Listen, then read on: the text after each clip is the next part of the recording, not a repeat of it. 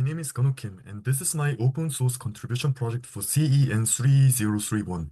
In this presentation, I'll walk you through my experience contributing to the Electron project, a popular open source framework built with JavaScript and C++. I'll explain how I explored beginner-friendly issues, why I selected Electron among many projects, what technical challenges I faced, and what I learned throughout the process. On this slide, I've outlined today's agenda. First, in part 1, I'll introduce the project starting with what Electron is and why I chose it for my contribution. Next, in part 2, I'll explain how I prepared for contribution by reviewing Electron's guidelines and analyzing the issues I selected. Finally, in part 3, I'll walk you through the actual contribution, the code changes I made, my pull requests, and the shared challenges I faced, lessons learned, and my future plans. This will give you a full picture of my open source contribution experience. So let's begin with understanding the project I contributed to. Out of more than 80 beginner-friendly open source projects I explored, I selected Electron, a popular JavaScript-based framework that powers apps like Discord and VS Code.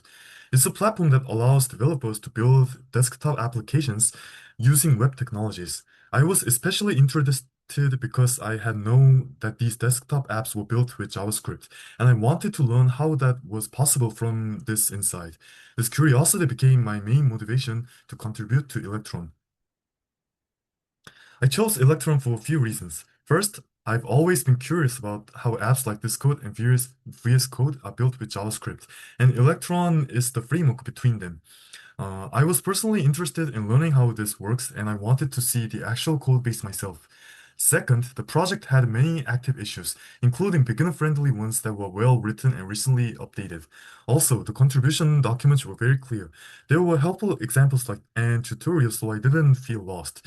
Since I'm already familiar with JavaScript and React, I felt confident that I could understand the structure and make a small but meaningful contribution.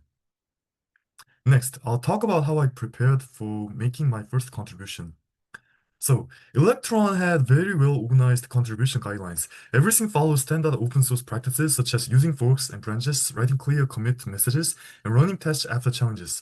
Pull requests are the only way to make actual changes to the code base, and all contributions must peer automated tests before they reviewed. The project also used the code of conduct based on contributor covenant, which made the whole process feel professional and welcoming, even for the first time contribution like me. This slide shows the typical workflow that contributions are expected to follow. It starts with forking the repository, then building the project logically, creating a new branch, and writing the code. After committing the changes, contributions rebase, run tests, and finally submit a pull request. Electron strictly requires all pull requests to pass CI test before they are reviewed or merged. Following this clear and structured process helped me stay organized and confident during my first contribution. The issue I selected was related to built-in menu items like Electron, like cut, copy, and paste. When accessed through the function menu .get application menu, these default items returned null for their keyboard shortcuts. This caused a problem for developers who were trying to build custom menus because they couldn't retrieve or display the correct shortcut keys. The reporter suspected that the problem was in a file called menu item row.ts, where the accelerator values were not being updated properly. I thought this was a well-scoped and reproducible issue that I could realistically work on as my first contribution. The user who reported this issue was trying to create a custom feature using Electron's menu system, but since the default shortcut data wasn't accessible, they couldn't recreate or display the same behavior in the custom UI. After inspecting the source code, they suggested that the accelerator value might not be updated properly inside a file called menu item rows.ts. When I looked into it myself, I agreed with their reasoning and thought I could trace how the shortcut values were being set and where they might be missed. That gave me confidence to take on the issue. So, after analyzing the issue and reviewing the codebase, I was ready to make my contribution. After reviewing the issue, I looked into the file called menu item roles.ts, which defines behavior for built-in item menus. I confirmed that the accelerated value for roles like cut and copy wasn't being properly set when building the application menu. So I updated the logic to ensure that these built-in roles correctly included the shortcut keys. To test it, I created a simple Electron app with the custom menu and verified that both custom and built-in items now showed their keyboard shortcuts properly. This confirmed that the issue was resolved. This slide explains the code changes I made and the pull request I submitted it. In Electron, some role-based menu items like cut and copy were returning null for the accelerator properly. Instead of expected keyboard shortcuts, after inspecting the source code, I found that the accelerator was being set without a default value. To fix this, I updated the code to use roles.getDefaultAccelerator accelerator this.role as their default, similar to how other properties like label are handled. I can npm run lint and npm test to make sure everything passed without errors. Finally, I submitted a pull request to the official Electron repository, which is currently waiting for review. Working on Electron was not easy. Each full build took over 2 hours, which made testing small changes very time consuming.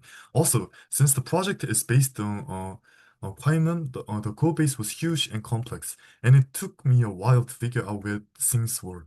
Debugging custom menus were also tricky because there were no clear logs showing how accelerator values were handled internally. But through this process, I learned how to work with the large open source projects, how to read unfamiliar code, and how to stay persistent. At first, I didn't realize how long Electron would take to build. It pulls common on Node.js and V8, so even short changes require the setting of a massive build environment. In my first attempt, I only modified the code and assumed I could test quickly, but I soon realized that this wasn't the case. Fortunately, I learned that the JavaScript and TypeScript files on the library are loaded directly at runtime, which meant I didn't have a run to full build rebuild using Ninja every time. Instead, I could simply launch out testing electron.exe to check my changes. That was a huge time saver, and it taught me that I should prepare the testing environment earlier, since unexpected issues always come up. Also, while building the project for testing, I ran into an error because some Git tags were missing. After checking, I realized it was built. I had only cloned the menu branches when I forked the repository, so the tags weren't included.